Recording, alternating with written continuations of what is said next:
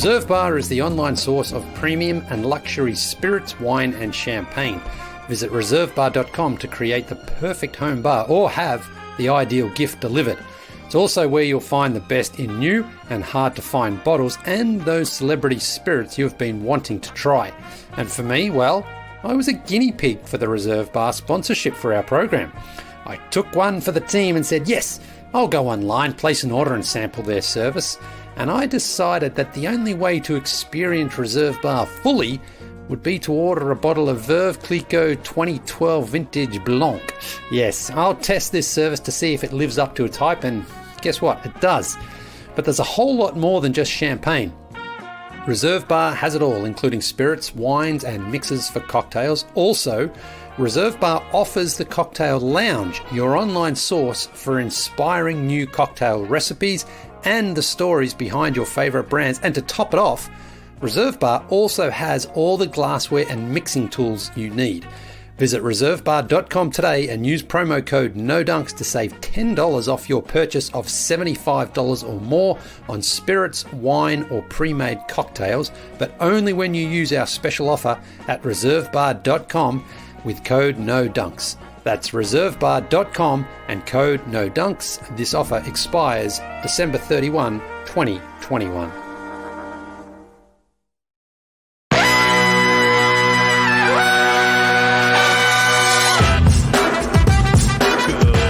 Good morning, sweet world, and welcome to the No Dunks podcast, presented by Sleeper. It's Tuesday, October 12th, and this is part 2 of our NBA season preview series. New questions, but the same old guys. I'm still J.E. Skeets. Alongside me, as always, Tass Mellis. If you're sleepering, you better wake up. NBA season in 7 days. Ooh, what? 1 week. We're tipping this new season. We also got the top shot hot boy himself. He rips packs and lips. Trey Kirby. Hey-o! Hey, yo! We got the international man of mystery taking it to the max. Leigh Ellis. Friends. Last but not least, making the magic happen, it's No Dunk super producer JD. Hello. There he is. Here we are. Shout out to the stream team joining us live once again on YouTube. Make sure you subscribe and you click that little like button and you comment and you share the show. We want to get to 50,000 subs by Halloween. Go get your No Dunks merch if you haven't already over at nodunks.com. Hoodies and t-shirts and shorts and mugs. We got it all. Hit us with your questions and comments. Email them in nodunks@theathletic.com. Tweet them in at NoDunksInc. Or leave them below the video here on YouTube. Okay, part 2 of our burning questions about the upcoming NBA season. This is a 5-part series. On yesterday's show, part 1, we debated the MVP favorites, most difficult teams to predict, first-time All-Stars, a whole lot more. So if you haven't listened or watched that one, part 1, well, go check it out. But part 2, our first question, Leigh, before we get to it, I want to give a little, breaking news, an update with the Ben Simmons drama, because it ties into the first cue about stars possibly being traded. Okay, so after staying away for 2 weeks to start NBA preseason, Ben Simmons has reported to the Wells Fargo Center in Philly. This happened on Monday night, and it was a huge surprise to the organization that I guess I'd expected him maybe later in the week. Woj wrote this, Leigh. This kills me. Quote, "Why return now? Simmons is described as wanting to prove a point and knowing he had done so with something that almost never happens in the NBA, sitting out training camp, costing himself nearly $1 million in lost salary and fines, and delivering an unmistakable message that he wanted a trade out of Philadelphia." He's proved a point? Okay, anyway, so Simmons is back. Yeah. What do you think before we get into the actual first question here, part 2 of this Ben Simmons thing, and where we go from here? What happens now?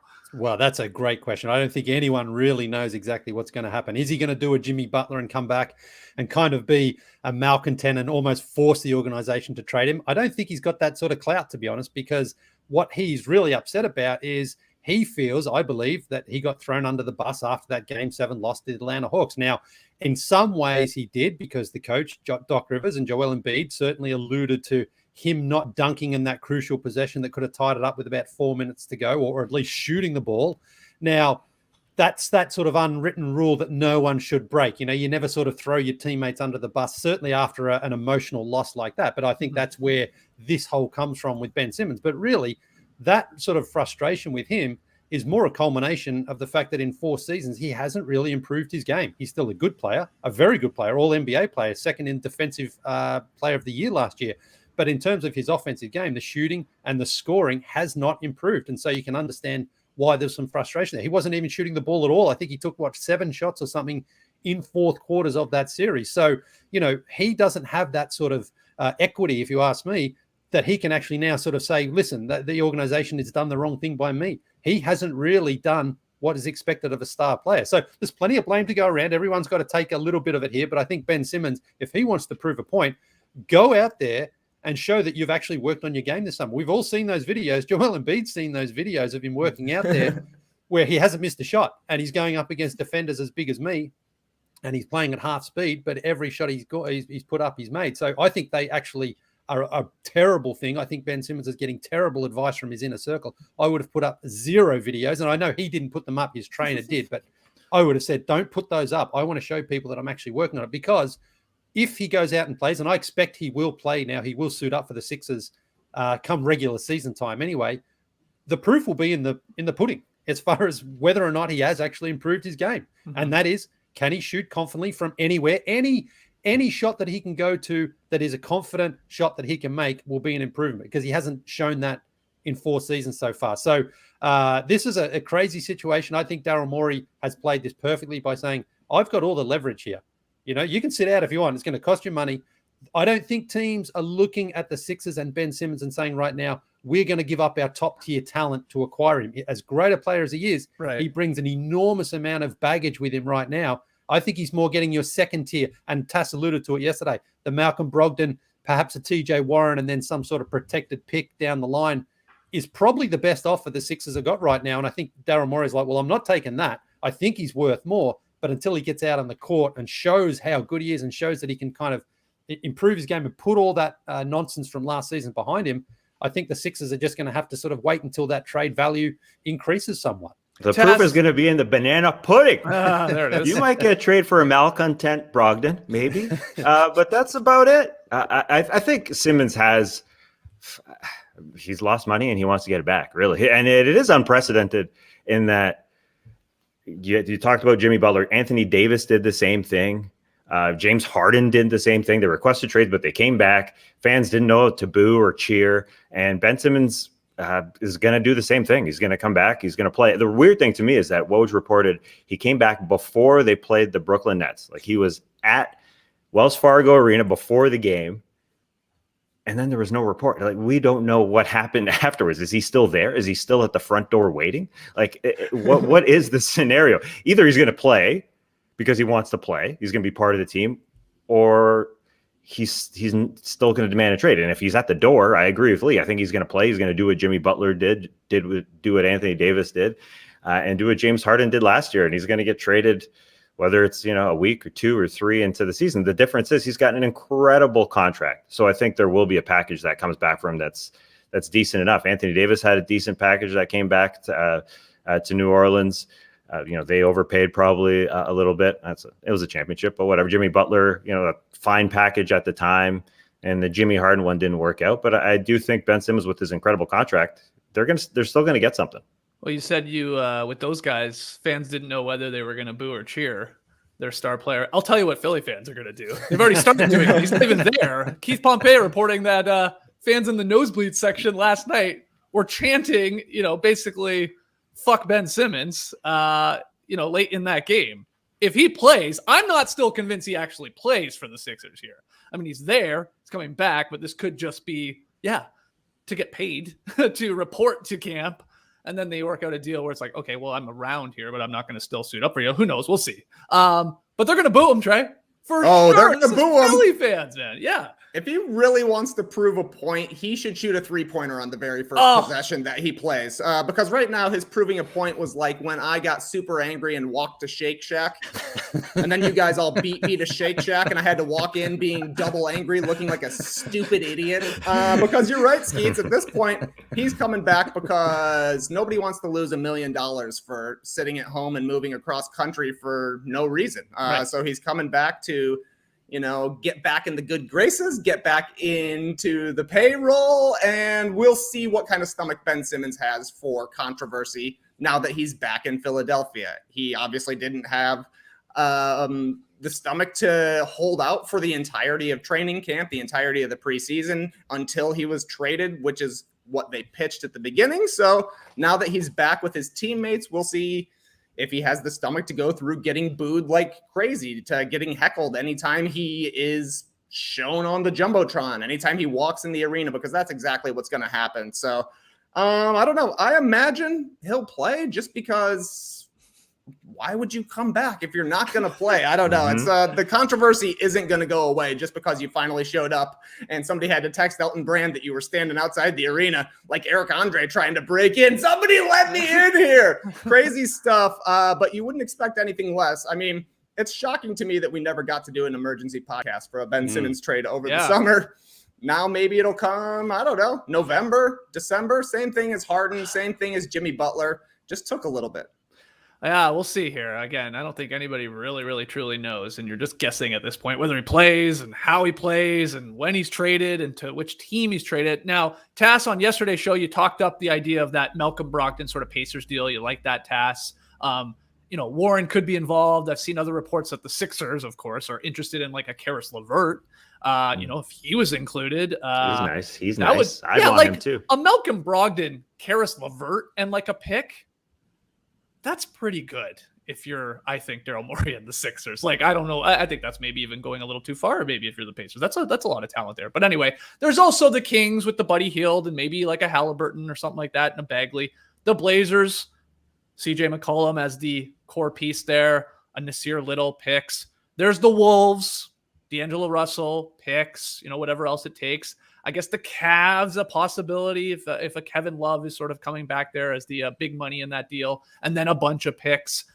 Of all those, Leigh, besides the Pacers one, which I think we've talked about enough, do you like any of those? Do you make sense for the Sixers side of things in terms of the talent they would get back for a guy like Ben? Yeah, I mean, there's a little bit of talent there, but again, I think Morey's going to hold out for that bigger name, that bigger splash. And look, if you're Ben Simmons, you've got to remember, they were the number one seed in the Eastern Conference last year. They certainly should have made the conference finals. He's around an MVP talent every night in Joel Embiid. So is there a situation out there that's realistically better than that for Ben Simmons? I mean, you can ask for a trade all you want. Okay, you get traded to Cleveland and you're going to be in a battle just to make the playoffs. Team players want to be on teams with star players that are actually. Does Ben Simmons care though? I don't know. Well, I mean, maybe he doesn't, but I mean, what sort of crazy thinking is it that where you're like, I want to be out of this situation where I'm playing with an MVP caliber player at both ends of the floor and a team that's sort of built around his needs as well, where, Joel Embiid referenced that earlier, they try to get shooters out there so that it helps space the floor to enable Ben. He's going to go to a new team potentially where it's like, okay, now the team isn't built for what he needs. So how's he going to thrive in that environment? And he's going to potentially, a less inviting destination to go and live as well. So he's got to be very careful what he wishes for here, because he might just get it and he might just realize things were way better in Philadelphia. And again, going back to this whole point, hold on, do you think Markelle Fultz is happier in Orlando than he was in Philadelphia? Well, like in all seriousness here, he's under the microscope there. Yeah. I mean, that was another extremely bizarre situation there, which he needed to get out. But the idea is the same, that if Ben Simmons lands in Sacramento, he lands in Minnesota, he lands in Indiana, he lands in Cleveland. Yeah. We're not going to be talking about him as much. Yeah, I know. But again, is that going to get you close? Like, if you just want to play basketball, then who cares? But if you actually are trying to go out there and win a championship, again, look in that locker room in Philadelphia and say, hang on a minute, this is actually not a bad situation here. And so much of it comes back to his own development and his own improvement here. So, look, I understand, again, I'll give him some credit that he probably felt really pissed off after that loss to the Atlanta Hawks. But you just got to sort of also swallow that and go, okay, well, I'm going to show these guys I am better than that. I'm going to come back. I'm going to work on my game. He said he couldn't play for Australia in the Olympics because he's going to go and work on his game, and he's sipping champagne at Wimbledon. Everyone deserves a break. That's fine. Wimbledon's one of those most amazing tournaments you can go to. I get that. But ultimately, we'll see when he's out on the court. If it was Indian Wells, no way. Yeah, well, definitely the French Open and Wimbledon. I mean, the US Open. A pass for those. Okay. The US Open is, of course, in the off season, so we can go to that. Australian Open's a little bit tough because it's in January, but he's probably went there as a kid anyway. So. Okay. And then you got the golf. You got the British Open at St Andrews. Another one. Okay, you want to go to that one too. So Leigh's top 10 sporting events. He allows Ben Simmons to take time off from working on his game to go attend. I just feel like this situation was made so much worse, and I think he was getting awful help from people around him by saying, you know what, screw them, screw the franchise, don't talk to anyone, don't respond to calls, sit back and throw a tantrum as big as he did when he's just not that sort of player that's got that sort of clout. He doesn't have that yet. He could have it if he was putting up huge numbers and that shot was really coming along where it was like, okay, we can't, that's not Ben Simmons' fault we lost. It's we got outplayed by the other team. But again, his numbers from his rookie season to last season, basically the same. And again, I'm not around him. I don't know how hard he works in the gym, but I'll base it off the statistics showing he hasn't improved and he hasn't worked hard enough. I can't believe that he might be playing for them next week. Is their first game a home game? Does anybody know off the top of their head? Like, are they playing in Philly? God, I hope so. Their last, I think, preseason game is in New Orleans. So okay. But I'm not sure. He's got to pass some sort of COVID. Well, I thought it was like a 5-day thing. Yeah, so in theory, he would be good to go if he's coming back to the Sixers. Yeah. I guess a lot of this will hinge, Tass, on this meeting with the organization. I mean, he's back. He's going to, again, go through the COVID sort of wait here in the test, and then he'll be meeting with Morey and Brand, and they're going to sit down. I don't know if Rich Paul will be there, his agent as well. And I don't know, like, will they just clear the air? Like, okay, let's reset here. This is good for all of us. If you play, because you're a talent, we can help drive up your trade value. We'll try and get you to a team, I guess that's the plan here. It would be crazy for him to fly back and just get a return ticket home. I mean, it doesn't make sense that he wouldn't be playing if he decided to show up at Wells Fargo Arena door, knock on the door. Hey, Elton, I'm here. And they let him in I guess they do have to sit down and talk. But yes, it's best for all sides if he plays. The only question is, when is a package that's good enough going to be put on the table in Daryl Morey's purview? And Daryl Morey, for me, the only certain thing is Daryl Morey's not going to buckle. He's not going to flinch unless it's a decent package, unless it's a Malcolm Brogdon level player. And again, it might not be all that sexy to the casual fan or to Sixers fans, but Malcolm Brogdon is extremely solid. Maybe some injury concerns, I get that, but Malcolm Brogdon would complement Joel Embiid better than Ben Simmons would on the offensive end anyways. Ben is a great player, and it's unfortunate that it hasn't worked there, but I don't know if it goes much longer than November something. There's some date in there. If Jimmy Butler is any indication, James Harden last year, any indication, I think Ben's in good shape, as his training videos show, and it'd be good to get out there and get up and down the floor a couple times, and then the packages will start coming for Daryl. Yeah. Well, again, a great contract too. Well, the whole other thing is just teams. Everybody's 0-0 right now. Everybody's like, hey, we're in the mix. we are in the playoffs technically. We're all tied. And then you play a couple weeks, and you're like, oh crap, we're garbage. We thought we might be good. We thought we should be a playoff team. Whatever. And then the panic sets in, and it's like, who cares? Trade 5-6 draft picks. And then that's where Morey's that's probably what he's banking on here, or a star player. And I do have a question for you, Trey, with all these names that I've been throwing out with all these teams, potential teams. Brogdon, again, keeps coming up here, but would you rather have CJ McCollum than Malcolm Brogdon? And I know it depends on the rest of the package, but like just the best player realistic right now that's in rumors, who would you want? Who would you prefer? Or is it even D'Angelo Russell, if you want to go that far? It wouldn't be D'Angelo Russell. I didn't think so. I think it would be CJ McCollum, only because he's generally a little bit more healthy than Malcolm Brogdon. Brogdon's missed a little time in more than one season, and when you're playing alongside Joel Embiid, you need somebody who's going to be out there as often as possible. I know CJ missed some time last year, and he didn't quite get right as good as he was prior to going down with the injury, but I do like the idea of CJ McCollum, though, the thing they would be losing out on, I think, is the playmaking in comparison to Malcolm Brogdon, but maybe something, Seth Curry can kind of step into that role. The thing I'm really interested to see is if Simmons does come back, it really sounds to me like Embiid and Doc Rivers have kind of already moved on from this. They've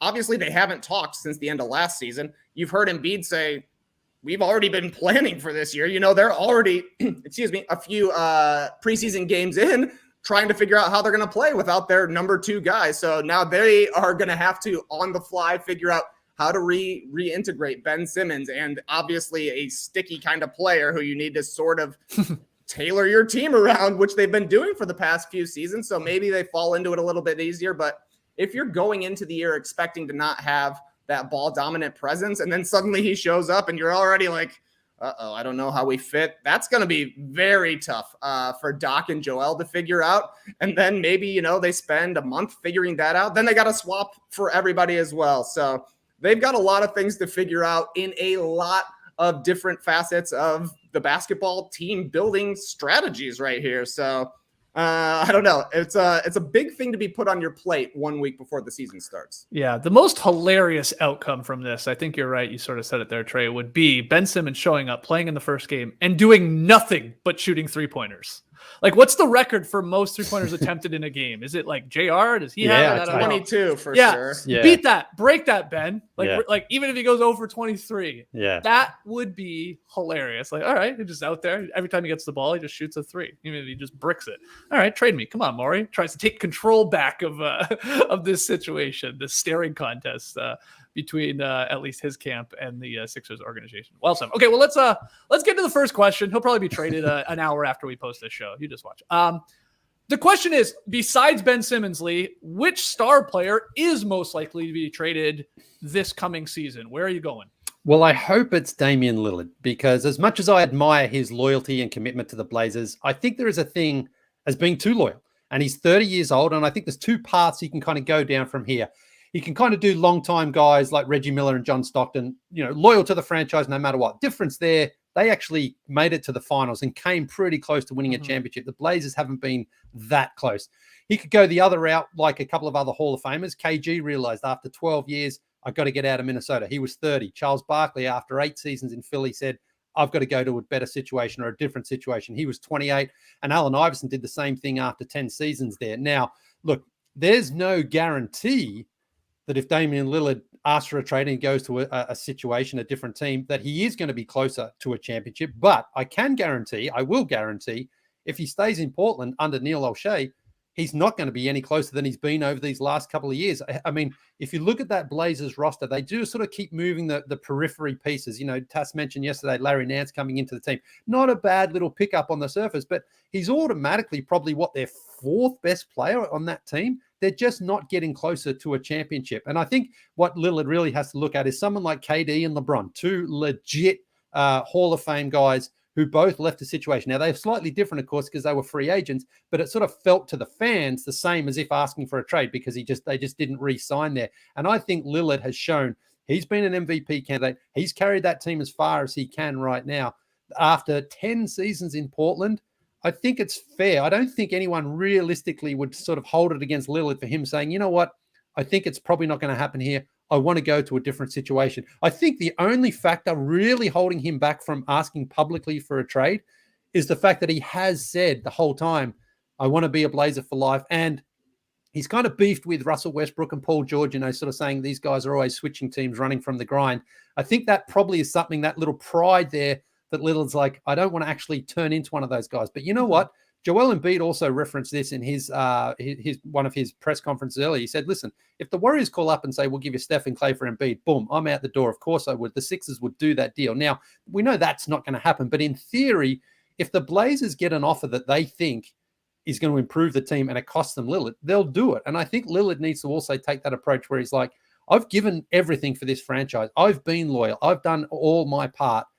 I would like to at least try somewhere new and see if I can get closer to a championship. Because as I say, Neil O'Shea, I mean, he threw Terry Stotts under the bus when he fired him last season and said, the defensive rating isn't a product of the roster. So he's saying, the coach was terrible. He couldn't get them to defend. Well, who puts the roster together? The general manager does. And I think what we've seen is, even to get Larry Nance, they had to give up a first-round pick for next season as well. So they're sort of giving up any of their other draft capital as well to slightly maybe improve the team a little bit. So I think Lillard, as admirable as it is that he's saying, I'm a Blazer for life and, I want to stay in the city. I think if he really, really wants to give himself a chance at getting closer to a championship, the time is for him now to say, okay, let's see what's out there. Because I think the Blazers can still get a great package because he's a great player, big contract, sure, but you look at that work ethic and that attitude and all those positive things that he brings to a franchise, I think that will have teams lining up to get him. But Billups is going to get a chance here in Portland to coach this team and try and improve the defense. I would think here. I don't think Lillard's not being traded in the next couple weeks. It's whether, again, Chauncey can come in and establish any sort of defensive identity, a little bit, a backbone to go with a great offense, and then maybe they're off and running. But if it blows up in their face, then yeah, maybe what you're saying, Leigh, is that Lillard finally sort of waves the white flag and says, "All right, it's not happening here."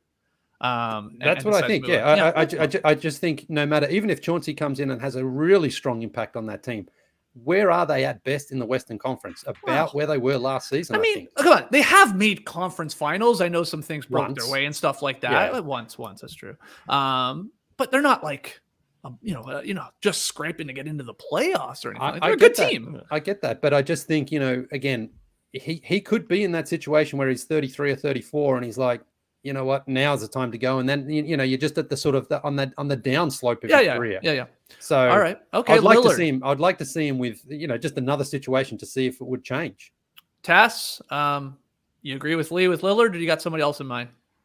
Well, I know we like talking about the stars. I think Dame, is going to get at least a full year with Chauncey Billups to see if that defense can tick up from 29th in the NBA, because they had the second best offense last year. If you have a respectable defense, then damn, you're top 4 in the Western Conference again. Then you got a shot. So yeah. I think Dame stays for the year. I think Bradley Beal, even though I thought there was a hope, there was a little kindling for a Beal for Simmons trade. That ain't going to happen this year either. I think Beal's going to stick around for a year because he can get paid 5 years, $235 next offseason by the Washington Wizards. I think he's going to take that. So I think he'll stick around, even if Russell Westbrook pushed him to request a trade alongside Westbrook this offseason, which is a bonkers report we don't talk about at all. The Westbrook said, "Hey, Beal, let's both demand a trade." And Beal says, "Nah, man, you do it." So I think if you go first. You go first. I'll do it in a year when I sign my big daddy. All right. So just chill out. I'm gonna go. Yeah, everybody's talking about the superstars. A good article on The Athletic going through those two, and Ben Simmons and Kyrie Irving through with all the big typers at The Athletic, all the big names at The Athletic. So those guys. Big typers. Who are the big typers? Aldridge, Hammock, Hollinger. Big typers. And there's a fourth. I want an Athletic shirt that says big typers and has like Hollinger, Aldridge. Okay, we got stroking damn keys. What'd you say, Leigh? Did you see the Ben Simmons update this morning on The Athletic? No, what was it? No, on the Slack. On the Slacker? Yeah. I'm gonna have to open that up. It was something different though. You're right, Leigh. I can't remember off the top of my head. Okay, where are you going with this? Anyways, let's go down a rung. I think we talked. You mentioned there, Buddy Hield was basically traded in the offseason for Russell Westbrook before Westbrook went to LA. The Kings had a deal on the table, and he's a guy who hasn't fit. He is in his late 20s now, 28 if he is 28, and that ship has definitely sailed. There's going to be a package for him somewhere. He's a great shooter in today's NBA. Someone will definitely take a chance on him, a decent contract. They've drafted Tyrese Halliburton and Davion Mitchell, nickname Off Night, because he plays defense so great nickname. And they have De'Aaron Fox. So I think Buddy he was almost traded. It's not part of the future plans to have Buddy Hield there, IMO. Even though that team, everybody's 0-0, as you said, Skeets. Even that team, he could be a little optimistic about that squad as well. They've got some working parts to be a really good offense with Rashawn Holmes. So, Buddy, I don't know where he goes. That Sixers offer as the main part of the Ben Simmons trade. I mean, if you get Tyrese Halliburton, you probably do it if you're the Sixers, but I don't see why Sacramento would include both those guys. So Buddy will be sent somewhere in the next few months. Trey, where are you going with this one? I'm more in the Tass realm of players who could be traded, and it is a little bit Simmons influenced as well. If he goes to the Pacers, if it's a Brogdon, LeVert, and pick sort of deal, I think Miles Turner will have to be traded, because how could you roll out a lineup with Simmons, Sabonis, and Miles Turner? And I don't think Sabonis would be the guy to go, being a two-time All-Star there with the Pacers. We've seen a clogged lane as maybe not the most ideal scenario for a Ben Simmons team. And obviously Sabonis likes to operate in the paint. Miles Turner, he tries to stretch it out a little bit, but I don't think that his growth offensively has been enough to keep him around just for his defense. So that would be a very tall lineup. But if Simmons somehow ends up on the Pacers, Turner's got to end up somewhere else. All right, our next question here to keep it moving. Did a long Ben Simmons talk there. Who wins the Western Conference? Tess, where are you going with this? Can you talk yourself into 4, 5, 6 teams that could realistically do this, or is it a shorter list to you? Yeah, it's a real long list. I think it's there's legitimate, a few teams anyways, but the Lakers are right up there as far as the best odds go. People love talking about the Lakers, but if I'm the Utah Jazz, I'm a little peeved. Why shouldn't they be the number one, have the best odds? Yeah, here they are. Because the Lakers have the best odds. Then it's the Warriors. Then it's the Suns and the Clippers, alongside the Jazz, tied with the Clippers there for the best odds. And then there's the Nuggets, Mavericks, Trailblazers after that. I think the Jazz should be number one with a bullet. The Lakers definitely were right up there with the Utah Jazz before they got their real big players got injured. And then the Jazz pulled away and won the 1 seed. The Lakers will definitely be healthier this year. But even though they're not off to a great start, though.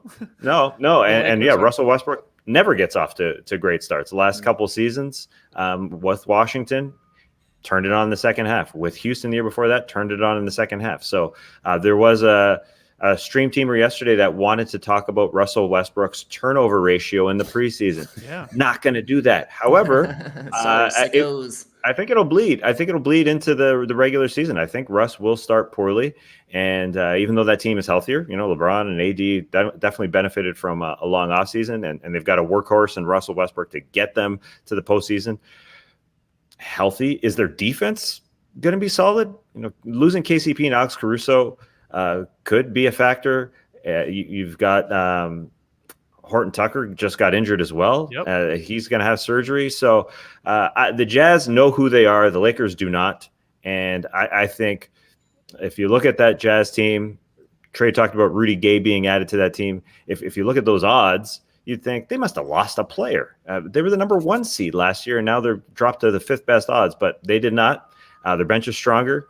So I would definitely put money on the Utah Jazz, even if it's not the sexy pick and everybody wants to talk about the Lakers and the Warriors and such. Yeah, I mean, that's the other way to ask this question, Leigh. It is, are the Lakers going to be good? Are they going to be the number 1 team in the Western Conference? Are they going to run away with this, like the odds say? Tess said it, Horton Tucker, who signed a nice deal, 3-year, $32 million extension for them. A youthful player. They got a lot of old guys, but they went with him sort of over Caruso. But he's out here with the, torn ligaments there in his right thumb. And Trevor Ariza, an old guy, but a guy that can at least maybe in theory give you a little defense.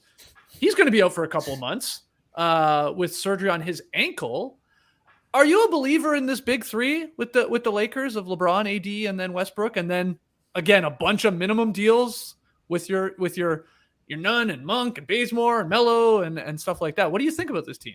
Well, yeah, LeBron and AD just make you believe that I don't think they win the West, but they're obviously top 4 because when you're on the court and you've got 2 of those great players out there, they're still good. But I don't really like their off season. I don't really think they improved. In fact, I think, as you allude to there with KCP and Kuzma gone, role players who really understood what they had to do and fitted into what they're doing.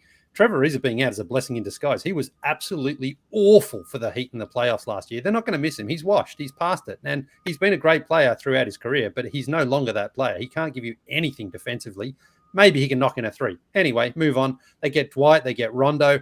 These guys were good for them when they won the championship, last year, I think almost a year ago to the day. But I just don't think that's an upgrade as to what they had. But of course, look, LeBron coming off an injury last season and AD as well, they're obviously going to be back healthy and ready to go. So as long as those 2 guys stay healthy, then the Lakers are probably as good a chance as anyone else in the Western Conference. I don't have them as favorite, though. I would probably have still the Jazz. I mean, that's another disappointing end to their playoff season.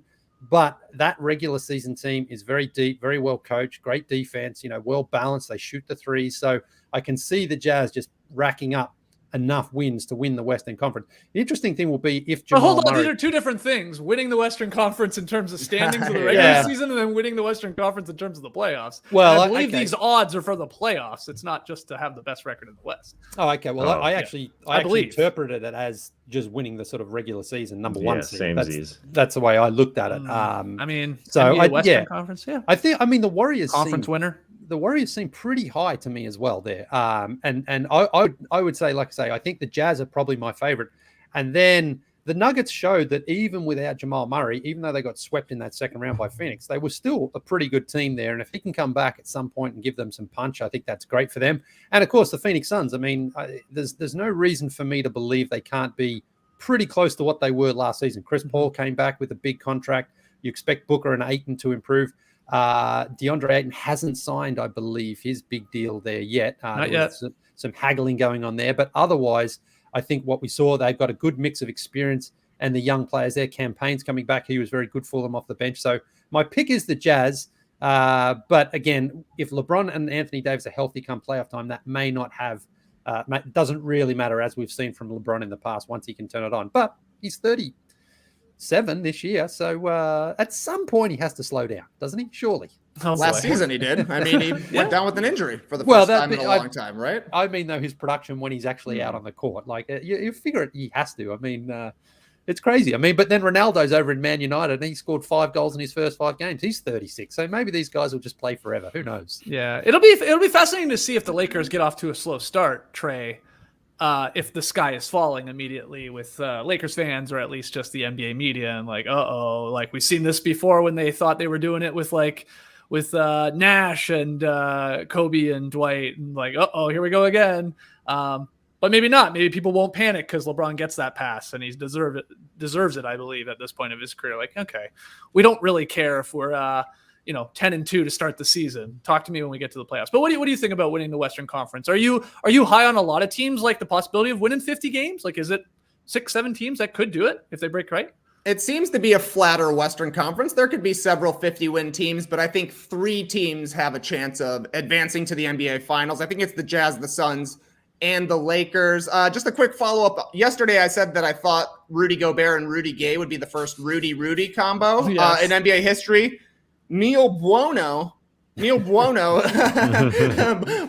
factoids right here, told us in the comments yesterday, Rudy Tomjanovich and Rudy White, teammates for the Rockets from 75 to 80. So it'll be the second Rudy combo. Thanks for that one, Neil. But I don't know. I've been trying to talk myself into the Jazz going to the finals, basically with the same case that the Bucks had last year. You know, the Bucks had 2 great regular seasons. They came into last regular season and they were kind of an afterthought because we'd seen them flame out in the playoffs a couple of times. And I think that is the pitch for the Jazz this year. Not a lot of pressure right now. We just want to see you perform in the playoffs. The difference, there's no Giannis on the Utah Jazz. Donovan Mitchell has been awesome anytime he's gotten to the playoffs.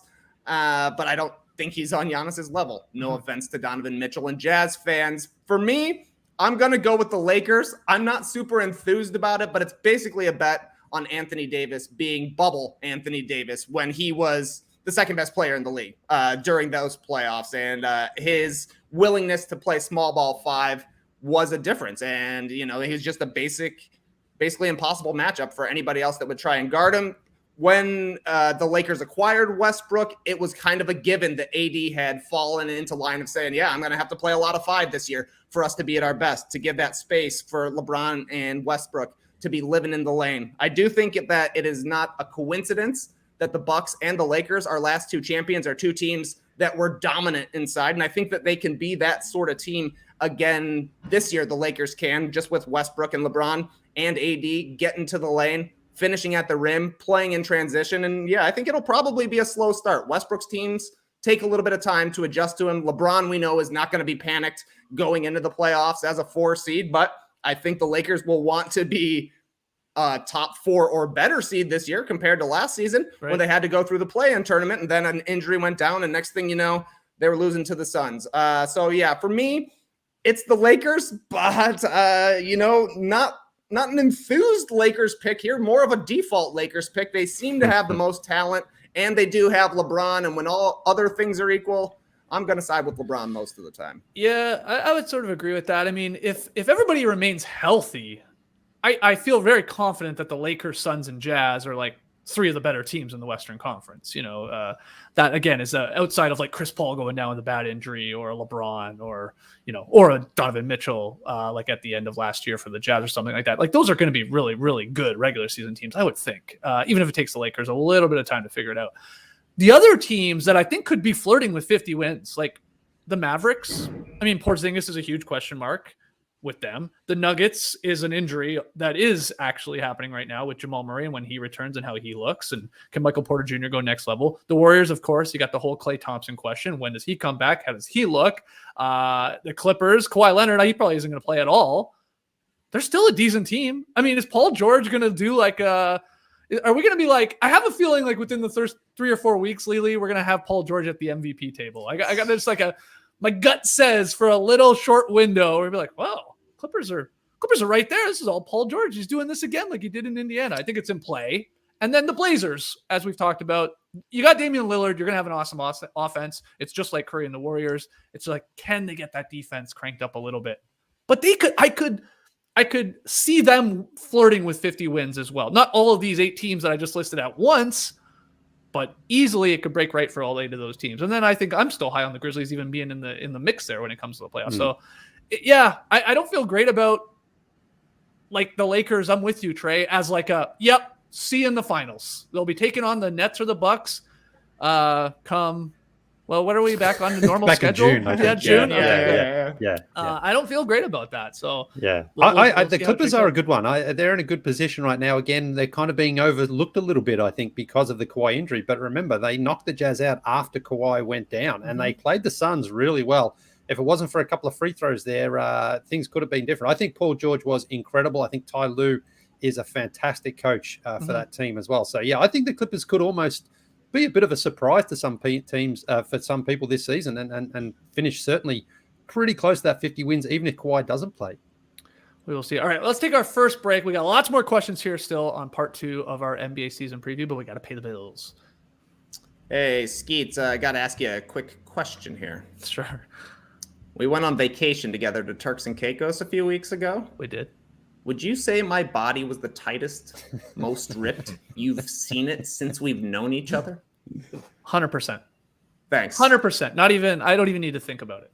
Thank you for saying that. Otherwise, this ad read would be completely ruined. But it was all thanks to Peloton. Adrian Williams' Thunder Squad, Andy's Spearheads, and the yoga stylings of Aditi and Kira. With thousands of cardio and strength classes, Peloton makes it easy to make time to work out. Even if you've only got 15 minutes, you can start building fitness into your routine with just a few clicks. There's never been a better moment to commit to your fitness goals because the original Peloton bike is now $400 less. But it's not just cardio. I love their body weight strength training classes. The power yoga is legit, and you can also work out your brain with guided meditations. That's wellness, y'all. With Peloton's all-access memberships, all you need is one subscription for the whole family. You get access to their entire class library, encouragement from their expert instructors, curated playlists, and artist collaborations that make it easy to work out at home. With classes for every level, there's something for everybody. Experience motivation like never before with the Peloton bike, now $400 less.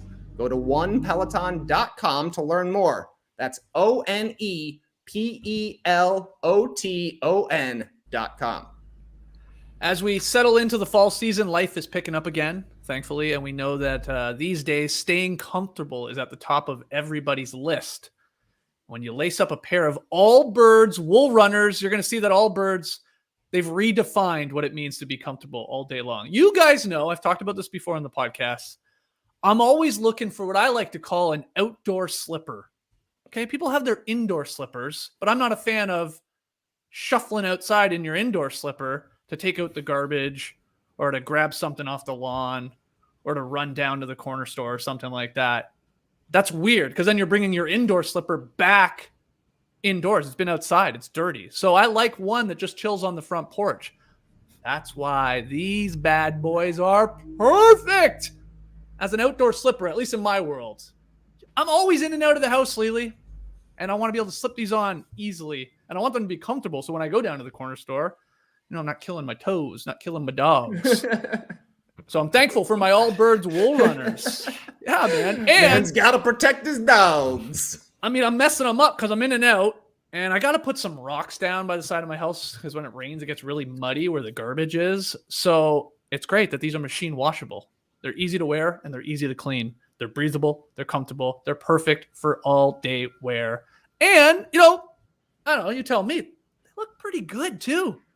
They're designed to be like versatile here, stylish, a little neutral classic. When are you going to cut the heel off? Like, I don't think I need to with these. No, I really can get my feet in very easily into these tasks. That's true. Bonus with Allbirds, carbon neutral company, thanks to sustainable practices like using natural materials and purchasing carbon offsets. So start the season off right with a pair of wool runners from Allbirds. Find your own pair of wool runners at allbirds.com today. That's ALLBIRDS.com.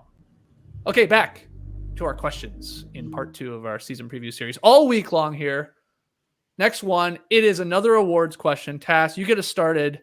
Rookie of the year. Who's your best bet to win ROI? And I'll throw up the odds for you there, Tassie, too, if you want to lay some coin down. Who you like? Well, we had a great rookie class last year. I'm prepared to be a tiny bit disappointed, I guess, after LaMelo and Anthony Edwards put on a show last year, but I don't think I will be because I mentioned it yesterday. Up and down the top of this class, these guys showed that they are ready for the moment, especially Jalen Green of the Houston Rockets at the number 2 pick, number 2 odds as far as the betting goes on BetMGM. Cade Cunningham is number 1. But I think Jalen Green and the way he scores the ball, again, I'm a college and a G League newbie. I don't know how these guys played, before they got to the NBA. But as soon as Jalen Green got to Summer League, that guy could score from anywhere. If he sees a little crack, that guy is going for it. He is exciting to watch. He gets up there. I think he'll have a bit of the Anthony Edwards pull. Like last year, Anthony Edwards had that monster dunk on Utah Watanabe. How many 3-pointers did he have in that game, though, Tassie? 7? That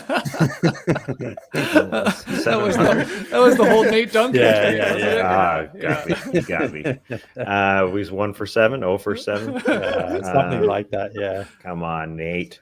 Anyway, Jalen Green is going to be exciting. But it's not just he's going to get the ball in Houston because they're a bad team. And John Wall, another guy we didn't talk about, is a guy who could get traded. John Wall is sitting out right now for the Houston Rockets until he gets traded. So Jalen Green's going to have a lot of opportunity. But I think it's the ability. I mean, it's a nice combination of opportunity and ability because he's just good. If the lane gets cut off, like I said, when there's space, he goes and gets it. But if it gets cut off, he's got a turnaround, Jay. I think he is just a machine out there. It's evident this guy can put the ball in the hole. And it's not just going to be empty stats, but the Rockets are going to stink. There's no doubt about that. But they have a little bit of gravity with Christian Wood, and I think that's going to help Jalen Green get some shots off. So I think it's going to be a well-earned ROI for Jalen Green. Okay, yeah. When it comes to this award, Trey, usually if you got buckets, you got a good chance to take this. Do you agree with Tass? Is it Jalen Green, or is it the other Jalen, or somebody else? I think you're right. It's usually the case, Skeets, but that was not the case last year. And I see this playing out the exact same way. I think Jalen Green will lead all rookies in scoring, and I think he will have the high-flying highlights. He'll be Anthony Edwards last year. He finished 2nd in Rookie of the Year voting to LaMelo Ball, who had more of an effect on his team, and I think that's going to be the case for Cade Cunningham. He's the favorite for Rookie of the Year unless you're an NBA GM responding to a John Schumann survey. Then he comes in 2nd, but I think Cade is going to be the guy. He probably, will probably finish 2nd in scoring to Jalen Green, but he'll do all the other stuff as well, assisting and getting some more defensive plays. I think, Jalen Green is going to be perhaps the more exciting rookie, which will certainly draw him some eyeballs, but I think Cade Cunningham is going to show why he was the number 1 pick. Leigh, where you go with this one? You going to make a case for your guy, Josh Giddey? Number 6 pick. Yeah. Look, he might be starting. Yeah, he probably will be. Yeah, they simply won't win enough games. Although that doesn't matter. Yeah, none of these guys. Cade ain't going to win a ton with Detroit. Yeah. Jalen's not going to win a ton with Houston. The other Jalen's not going to win a ton with the Magic. I mean, maybe Scottie Barnes helps the Raptors win more games than some people think, but Well, look, I hope it's Cade Cunningham, because for the Pistons to get the number 1 pick after 50 years, you'd want that guy to have an impact from the start. So he's in a good spot. He's going to start. He's going to get a lot of the ball and score a lot. The guy I'm really intrigued by, I don't think he can win it simply because he's too deep on the depth chart, is Davion Mitchell in Sacramento. Had 6 threes just last night in Portland, because what I love about him, he plays defense, this guy, and he's got a really nice looking shot on him. So I think he can actually have an impact, but in that he's listed as a point guard. He's only small. He's only 6 foot, but he's a strong, tough little guy. But he's obviously going to be behind De'Aaron Fox firstly, and then probably Tyrese Halliburton as well. And then you've got Buddy Hield there in the backcourt. So I'm not sure if there'll be enough minutes for him, but I sort of have a feeling that this is the guy that the Kings probably want to try to squeeze in some minutes for, because he's shown already he seems to be one of those guys who's ready to go. So we'll see. But my pick is Cunningham. And like I say, I just kind of hope he does it, because for the Pistons, it's a city that doesn't attract a lot of free agents. So when you get that number 1 pick, you really have to hope that you nail it and have a star in the making from day one. Mm-hmm. I have a good feeling that this is going to be one of these rookie of the year races where it's sort of like every couple of weeks it changes a little bit, because I am high on a lot of these guys, like all the guys we've named, Mobley included. Book Night, I think, with the Hornets could get an opportunity there and maybe fill it up a bit. And Trey Murphy the third. Not to be confused with Trey Kirby or Troy Murphy. Exactly. Or Trey Burke the third. But Trey Murphy the third, he's a Pelicans forward. Maybe a lot of you don't know much about him. Like I didn't, coming out of school where he played at Virginia, but he played great at Summer League, if you want to put any stock into that. He was on the all Summer League team. He just filled up the box score. 16, 7, and 3, 2 steals, a block and a half per game, on hilarious shooting splits of 56, 44, and 100. Perfect at the line lately. I know you love to see that in Summer League. He's played all right here in preseason. And he just makes sense as a shooter on a team around Zion Williamson as a big guy. He's going to get an opportunity. Willie Green just keeps talking him up let it fly, kid, have at it. So, I think he's going to have some big scoring nights. I don't think he's going to win Rookie of the Year. I guess he'd be like a sleeper pick for me or a wild card pick for me in this, because I think it will be one of the top 5 or 6 picks of the draft. But, going down at 17th, I think he could be making an all rookie second team or something like that at the end of the year. Just keep an eye on him. He's going to play pretty well there, I think, in the Pelicans. They need him to have a guy again. They got Valanciunas, who can stretch the floor more than a Steven Adams ever could. But again, he's not like Klay Thompson out there. So along as Zion and a Brandon Ingram, you need some shooting. And as a bigger guy, I think he can do that.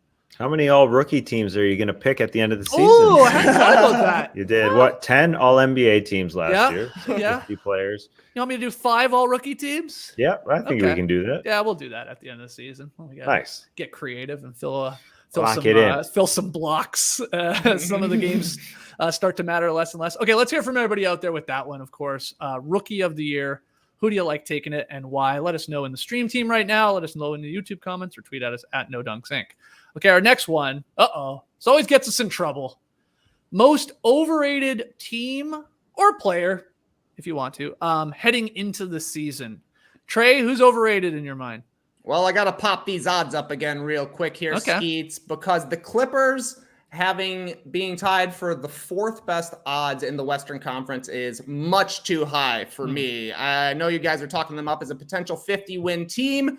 I'm with you on Paul George having a great season. I think you can pencil him in as a second-team All-NBA player this season.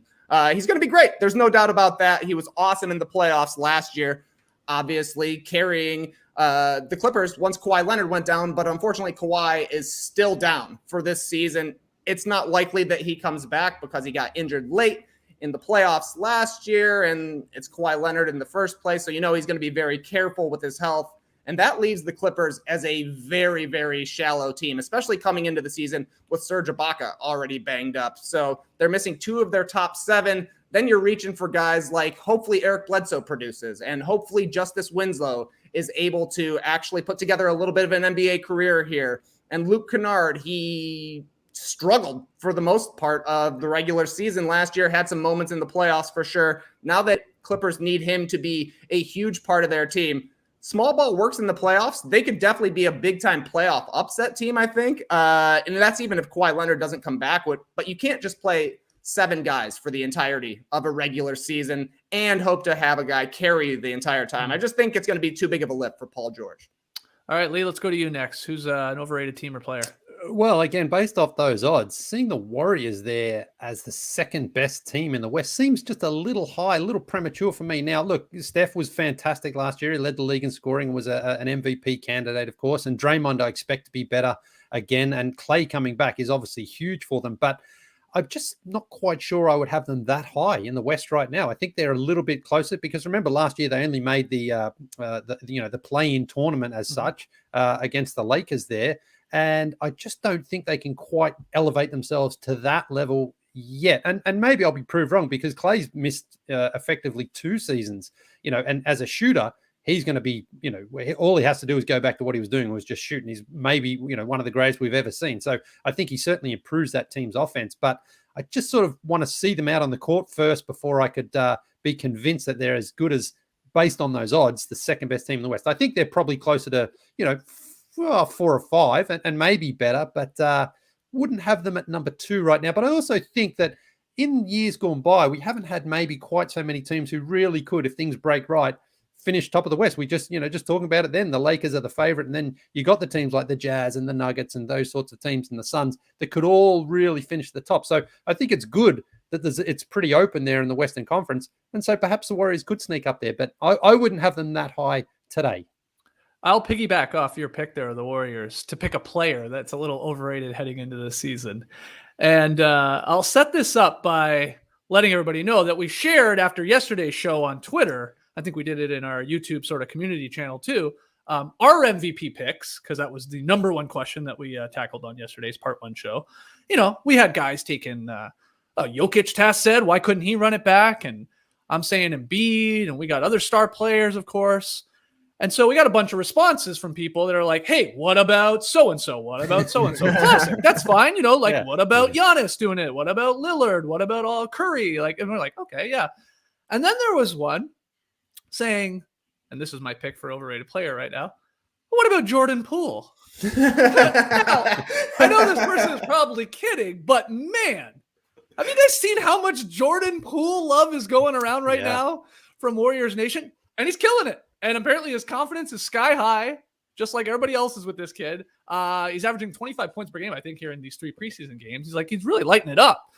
Hitting some deep bombs. Looking great, playing alongside Curry. But holy moly, let's slow down a little bit. I've seen him that was the first I've seen him included in the MVP discussion. But a lot of most improved talk and stuff like that. And maybe I'll be proven wrong. I just think, wow, we're going a little overboard from a couple preseason games here. And we've done this before with other players. So I'll just say Jordan Poole. I'm excited for him. I think he is going to be a good player in this league. I'm not going to go as far to say he's like the next Splash Brother.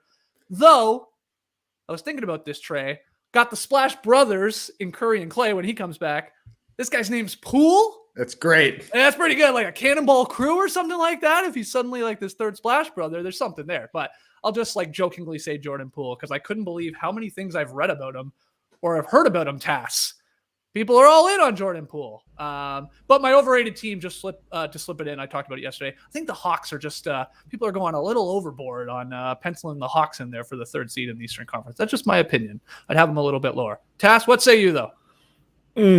I think the Minnesota Timberwolves are a little overrated. Now, maybe I'm just talking to myself because I want to get behind the Minnesota Timberwolves year after year after year. And maybe the fact that Karl Anthony Towns has come into camp absolutely ripped, as we're showing you here on YouTube. OnePeloton.com.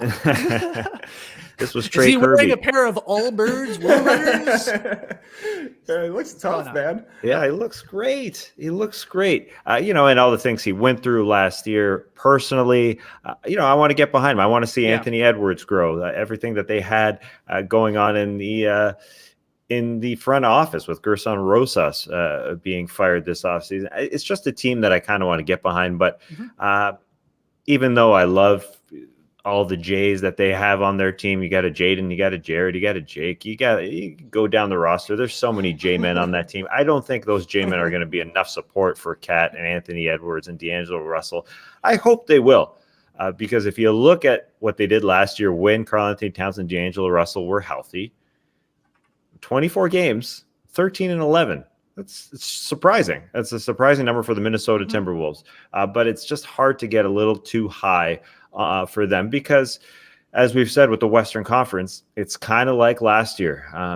There's just not a lot of spots available. So I'd love if the NBA reseeded these teams 1 through 16, because teams like the New Orleans Pelicans with Zion Williamson, John Morant and the Memphis Grizzlies, they may be on the outside looking in, along with the Timberwolves and the Kings, just like last year. The Spurs are going to be better.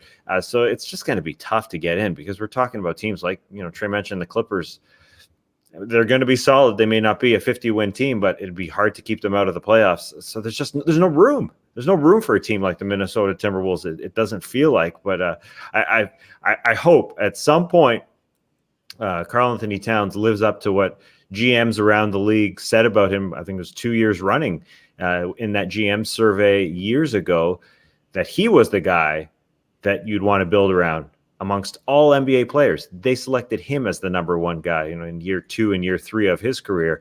And now we've been through 6 years of his career, and maybe those OnePeloton.com abdominals will get him playing defense, because that's what it's about. It's about him leading, and he's ripped. He is absolutely ripped. Maybe he's bringing a different attitude. Maybe this is the season. I don't know. Is Muscle Watch still a thing? Is Lang Whitaker still doing that on Twitter? All these guys that have bulked up in the offseason task, do we know? For sure. Yeah. Oh yeah. It was hot for a day. Okay, good. Because definitely it looks like Karl Anthony Towns is on there. He's looking fit, and I'm with you. I think so many people would love to see Towns just have an awesome monster season, get back in the discussion of is he maybe one of the best young centers in the league again, along with your Jokic's and your Embiids and stuff like that. Not too long ago, Leigh, he was right there. So offensively, I know he's got a lot to work on still defensively, but he's an unbelievable talent for a guy his big on the offensive side of the floor. So I'm with you, Tass. I would love to see him just have a monster year, and maybe that does translate into some wins. And even if the Wolves in the final week of the season are a chance to get into the play-in tournament, I think would be a good year for the Minnesota Timberwolves at that point. Yeah, you just want to see some sort of movement in the right direction there in Minnesota, because it's been pretty dull there for the last few years. I mean, since they made the playoffs that one time, that feels like it was forever ago. And you thought then maybe they were turning the corner, but instead they took a lot of steps backwards. I've seen some Timberwolves fans say with regards to Karl Anthony Towns that you either die from Jimmy Butler or live long enough to become Jimmy Butler. The guy has been focused in the gym, putting in the hours. Obviously, he's coming in fired up to perform this season, but they have literally no starting forwards. That's going to be a problem. You got to have wings in the NBA these days. So I don't know. The idea of Edwards and Towns, that's awesome. That's a great start. Now you need the other 3 starters to be solid. And what about the J-men? Jared Vanderbilt, V8, Jaden McDaniels. I'd rather have the big Pipers playing on my team. So we have some sort of breaking news here. Let's slip it in here before we take our final break and get to our final questions of part 2 here. This is from Nets GM Sean Marks. And this is a statement on Brooklyn's decision here to sit Kyrie Irving until he fulfills NYC vaccination rules. I'll read a small part of it. Quote, given the evolving nature of the situation and after thorough deliberation, we have decided Kyrie Irving will not play or practice with the team until he is eligible to be a full participant. Kyrie has made a personal choice, and we respect his individual right to choose. Currently, the choice restricts his ability to be a full-time member of the team, and we will not permit any member of our team to participate with part-time availability. And then he goes on to say a whole lot more that I'm sure a lot of you will seek out there from our boy Shams at The Athletic. Wow. So now what here, Trey? What's Kyrie Irving going to do? Is Kyrie Irving actually going to stand by his principles and not get this vaccination? And is he retiring? Is he done with the NBA? Or does he just eventually get this shot like he probably should? I got no idea, Skeets, but I think it is interesting and smart that the Nets are now putting pressure on him. It's not dissimilar to the Andrew Wiggins situation from a couple of weeks ago, where perhaps the same was going to be the case for Wiggins and the Warriors, and they're kind of like, we respect your right to choose, but here's the choice you should make if you want to stay with this team. And that, to me, seems like what the Nets are doing. And if I'm not mistaken, there were meetings involving all of the important people from the Brooklyn Nets: Kevin Durant, James Harden, Joe Tsai, Sean Marks, surely Steve Nash involved as well. They all obviously want Kyrie on board with their team and with the franchise, and they are doing what they can to make that a possibility. So hopefully Kyrie gets vaccinated and makes the right decision, is able to come play with the team. Tass, anything to add to this sort of new development here with Kyrie and the Nets? He's not going to be playing until he's vaccinated. Well, it was good for Sean Marks to clean it up pretty quickly, because it did seem like a bit of a bumble with Steve Nash saying in a press conference, well, Kyrie Irving's definitely not going to play home games. We're going to be without him for sure. It seemed like they hadn't really figured it out internally. I think it helps them that this was the preseason, not the regular season, because I think it would have been even a heavier news cycle if it was a week from now, because I think it kind of flew under the radar. I know everyone talks about Kyrie, but it got cleaned up. And it's the right thing to do. It would have been absolutely wild for Kyrie Irving to be playing on the road and not at home. And I guess there is a chance where he could wait out these current policies. Maybe they change in a couple months, and then he doesn't have to be vaccinated like other players in other markets. True. But at this point, he has one decision to make. And yeah, I would assume that he does get vaccinated, but yeah, who knows what Kyrie wants? Who knows what he is going to do? That's totally up to him. And the Nets are still the favorite, in my opinion. I don't know how you guys feel, but I think considering what happened last year, Kevin Durant missed more than half the games. James Harden barely played in half the games, and he was in strip club shape. I mean, they come into this year with full James Harden, full Kevin Durant, and they were the 2 seed last year. And Kyrie Irving missed a bunch of games as well. John Hollinger did the math this way. They had 1.7 of their 3 superstars on average for each game. So less than 2 of them on average for each game.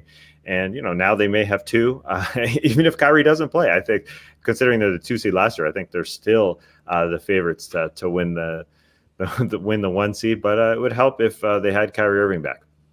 Leigh, anything to add before we take one more break? Oh, it's the right decision by Sean Marks and the Nets. It's like he can't be a part-time player just because when there's an easy solution to get him playing full-time. This is not like a knee injury where he can't play any games. He is available to play if he just takes a shot, which he should do. If he doesn't believe in it, fine, but then he shouldn't play. So I think the Nets have made the right decision here. And I think Sean Marks taking care of this before the season starts is the right thing to do. And to not let that leave the door open where he can practice or he can do this. Just say, stay away from the team until you get vaccinated, then you can come back. As soon as he's vaccinated, he can be back playing and everything. There's no sort of, period he has to wait. Just do it. So it's all on Kyrie. If he doesn't want to do it, don't do it, but he can't play. All right, we're going to take our final break here and then 2 more fun questions to end part 2 here. Leigh, what do you got for us? Yeah, well, I got the Sonos ad read today and pretty happy to do so because unlike me, my Sonos is always ready to go. Always prepared, no matter what. I could be cleaning the house, washing the car, even cooking pizzas on the big green egg, and the Sonos One is always by my side. And it's a little less clanky than the old double cassette deck boombox that I used to rock around, but it's twice as cool, and you also don't need to load it with 10D batteries to enjoy it for 20 minutes, and then the batteries go dead. What I also love about my Sonos One is no matter where I am in the house, it's easy to move around. The sound is consistent. That's really important because, sometimes when you have devices in your house, it's like, I can't listen in this room or the internet's not as good in that room. It doesn't matter with the Sonos. It's always great.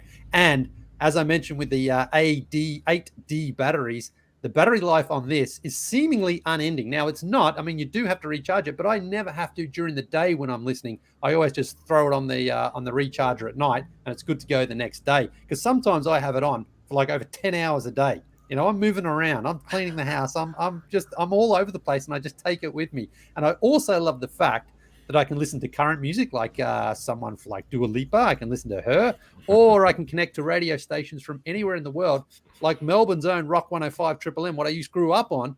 So I can be dancing to some modern music or doing a little bit of headbanging from different, music genres throughout the day. It's fantastic. Depending on what you're doing as well. Like if you want to just chill with the barbecue outside, you want something a little bit more chill. But when you're cleaning the house, it's energetic. So you need that rock sort of music to keep you going, Right. What's your number 1 song to clean the house to? Oh, Probably something from probably Van Halen. Dreams, probably Van Halen. That's what dreams are made of. That's a great song. It's got a really good intro. Yeah. Shout out to Eddie Van Halen. Listen, I've had a million of these portable speakers over the last few years. I'm sure you guys have as well. But none of them have actually lasted more than a few weeks without something going wrong. You know, so when you look up in the cupboard, you're like, oh, yeah, I remember that one. I remember that one. Don't have the charger for that one anymore. Why have I even got that one? Oh, yeah, my wife nicked the other one of those. Yeah, so, you know, I finally got one that actually I can listen to and enjoy, and I know it's going to be reliable. So if you want to rock on like me, go to sonos.com, sonos.com. There are some hip companies that have been advertising in podcasts for years. You guys remember them, I'm sure, because they're cool companies. They get it. They're making ads and disrupting their industries before the term disruptor was a thing. Simply Safe is one of those companies. Other home security companies require old, outdated, clunky equipment installed by technicians who are probably listening to Van Halen. Simply Safe is so easy to install, you can do it yourself. You're listening to a podcast. You're tech savvy. You can just hook it up to your home Wi-Fi yourself. It's that easy. And Simply Safe just launched their new wireless outdoor security camera, 1080p, 8x zoom, to make sure you catch those birds eating your tomatoes. It can zoom into license plates, all that stuff. And it's got a rechargeable battery, so it doesn't even need an outlet. And it's got night vision. Rumor has it No Dunks will be using one of these as a camera as part of our new setup this season on our new set. Although hopefully we'll be filming indoors. If we can find a space, TBD. Yeah. Anyways, U.S. News and World Report named Simply Safe Best Home Security System of 2021. To learn more about the exciting new Simply Safe wireless outdoor security camera, visit simplysafe.com/nodunks. What's more, Simply Safe is celebrating this new camera by offering 20% off your entire new system and your first month of monitoring service free when you enroll in interactive monitoring. Again, simplysafe.com/nodunks. Okay, 2 more questions here in part 2. Got some good ones here. Trey, dunk contest participant you'd love to see. Yeah, that's right. I'm looking ahead to February. We love the dunk contest here on a show ironically called No Dunks. Who's someone you'd love to see in it? Well, the name came up a little bit earlier. Had a bit of a bummer contest last year. Need some juice. I need to see Anthony Edwards in the dunk contest. You know, he had the huge dunk on Utah Watanabe. He also had a monster one against the Golden State Warriors that the broadcast was calling one of the all-time great dunks in Timberwolves history. I was rewatching some highlights from that. I was like, oh, well, that's a pretty deep pull, but it was an incredible dunk, and the guy can throw down. I will say most of the dunks he's had in the NBA thus far have been the one-handed pullback. He obviously flies up. He hasn't shown the creativity quite as much as I would like to see from a guy I'm pitching as a dunk contest participant. But I would like to see Anthony Edwards because we need some star power in the dunk contest to really bring it back. And I think he, as a young player, as a recent #1 draft pick, as a guy that everybody's going to have their eyes on this season, would be a great choice. And the showmanship. And the showmanship. Yeah, he would put on a show. He's so unique, and he's got unbelievable confidence. I have him on my list here too. Another guy, Leigh, that you were talking up yesterday with his athleticism, Ja Morant, and I bring him up because I'd love to see him in it, but I don't think we're going to. I don't know if did you see the video of Taylor Rooks talking to Ja Morant over the offseason, and she asked him, "Are we ever going to see you in the dunk contest?" He says, "I don't think so." She asked, "What would it take?" His answer, $1 million. That's it? He came out and said $1 million. I was like, no. He's like, yeah, put $1 million in it. I'll go in it. And then she asked him, like, who would be your dream dunk contest sort of lineup? He went the classic, Zach LaVine, Aaron Gordon, Derrick Jones Jr., and then he said Zion Williamson. But Ja Morant, I would love to have him in it. I guess it's unlikely unless we get to this point where they are putting $1 million on the line. State Farm steps up or something like that. Surely someone's got $1 million to get him to go. I mean, we could probably do a GoFundMe and get him to go in it because, that's my answer. The most athletic man in the league. He's already had a couple of awesome dunks in the preseason. Just get him in there to throw those down. The other guy who has been in it a couple of years ago and has had a couple of huge dunks, well, one in the playoffs and one preseason is John Collins. So what his 2 dunks were, though, were on dudes. So we need someone who's like, you know what?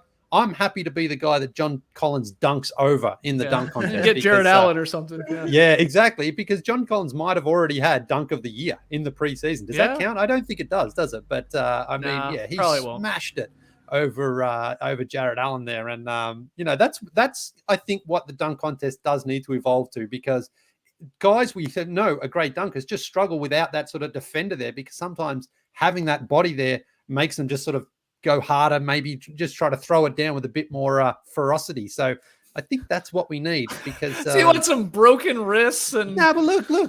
Joel Embiid didn't get injured. Jared Allen didn't get injured. Just right. Be there so that you can sort of have that feel. And remember when Edwards jammed it on Watanabe there? I mean, seeing him crumple was all sort of part of the story that goes along with the dunk. So we just need some people to volunteer to be dunked on. Oh, you can dunk on me if you want, Jar. We'll split that mill. Oh, sure. It's cool when John Collins dunks on people, but when he dunks on a plane, people hate it. Yeah, I know. See, that's the thing. It's like it's very hard, I think, for those guys to come up with something that's not just like spontaneous in the moment, and then when the timing's right. Because it wasn't a great pass there from Sharif Cooper, but John Collins caught it back and just threw it down. So I would like to see him in it again. It was a couple of years ago. Less is more in terms of the props, I guess. But it's. Well, maybe we could have the plane like circling somehow in the air. That's what he needs. It was on the ground was the problem. Yeah, you know what he needs is the plane with the drone that Aaron Gordon tried a few years ago to drop the ball. He grabbed, all that sort of stuff. But that's the thing. The dunk contest, we're in that same spot each year where it's like you try to get excited for it. You see some good dunks, but it doesn't quite always have that pull throughout. So okay, what about this, Leigh? To sort of do a little twist to your idea of like having a defender try and block these guys. Why don't we like get MIT to make like a blocking machine? Man versus machine in the dunk contest. Battle bots. I mean, I think that's more likely to cause an injury. $1 million on the contest. Wrap them in bubble wrap, stuff like that. Well, we had that robot out in Tokyo shooting the 3-pointers and free throws. Maybe robots don't play defense anymore. Yeah, well, maybe we can program it, to play defense. I don't know. Okay. But get Jar in there. John Morant. Okay. Yeah. The problem is, having a defender in there, we would have a deluge of injuries. We would just have so many injuries.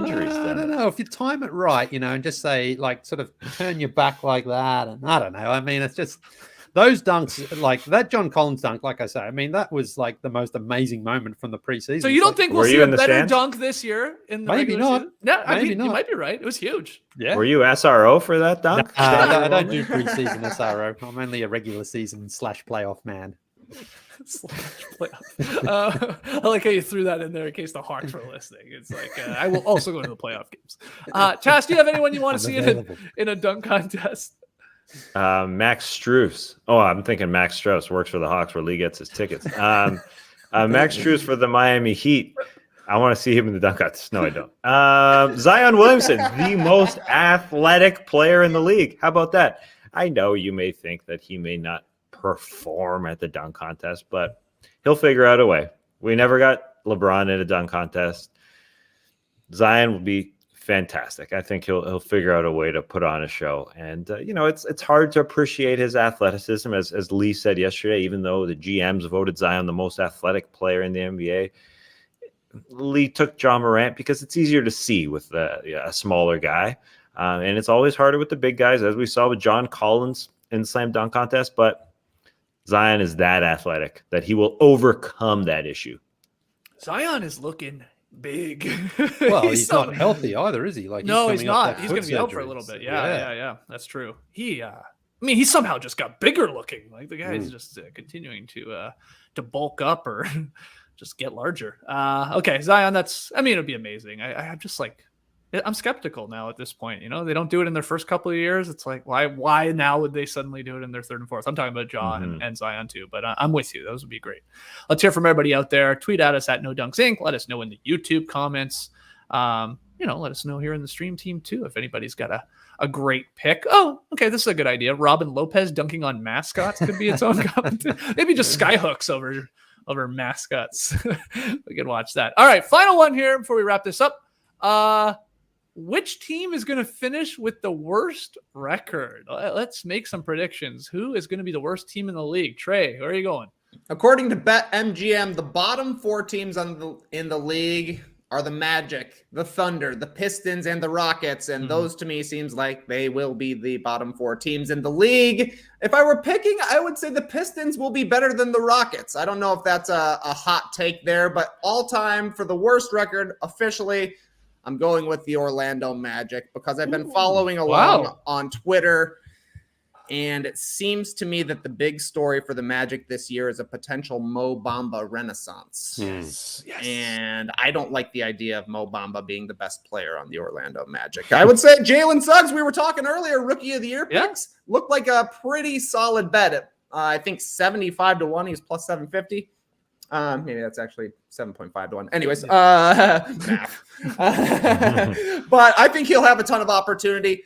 Cole Anthony is obviously still around. They've got a lot of really young players. They're in total rebuild mode right now. They don't want to be good. They want their pick to be really high next year to keep bringing in more and more talent. I think they're probably very happy to acquire a guy like Wendell Carter Jr. at last year's trade deadline to bring in another recent lottery pick. They were happy, I'm sure, to see Suggs fall to them with the number 5 pick after the Raptors went with Scottie Barnes. A bit of a surprise there, but they're just relying a lot on unproven creators and unproven big guys on the inside.